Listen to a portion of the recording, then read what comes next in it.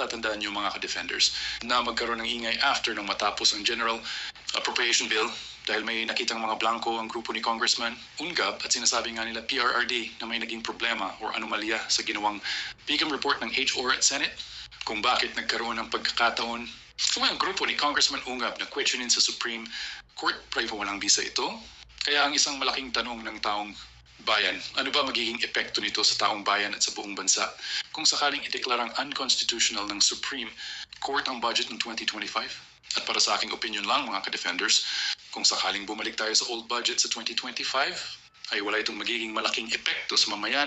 kung sakaling mangyari man yon dahil ang budget ng 2024 ay masigit na may pakinabang sa bansa at taong bayan kumpara sa 2025, unang mataas ang budget ng DepEd noong 2024 kumpara ngayon. Tapos may subsidy ang PhilHealth, which is ngayong